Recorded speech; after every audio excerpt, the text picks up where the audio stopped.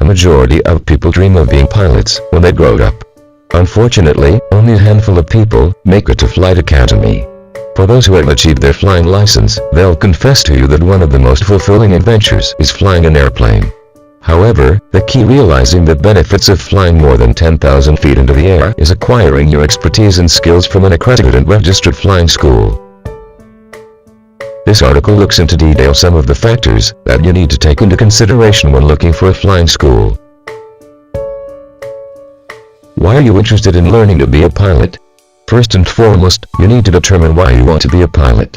For example, do you want to fly patients from remote areas, or do you want to fly jumbo jets from one country to another, or you want to be an army pilot? There are people who have set their eyes to becoming the best commercial pilots, while there are also people who are simply interested in learning to fly, so as to make flying small aircrafts a hobby. On the other hand, if you are a billionaire and are keen on purchasing a private jet, chances are that you will want to fly your jet from time to time.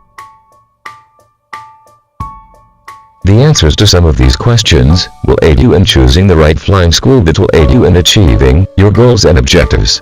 In addition, you need to take into account whether you would like to train as pilot on part-time or a full-time basis. What type of flying school would you like to attend? There are generally two types of flying schools available in the market. These are Part 61 Flying Schools, Part 141 Flying Schools. The two parts basically denotes the different components of federal aviation regulations, FAIRs, which the flying schools operate. The major difference between the different parts is the number of flying hours required for one to obtain a flying certificate.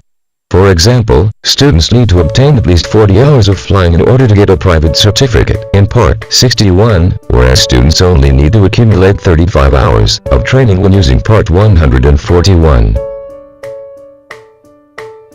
Then again, you need to take into account that the average flying hours required to get a private certificate is 65 hours. Therefore, your ability to obtain this figure will hinge on how often you take your flying lessons.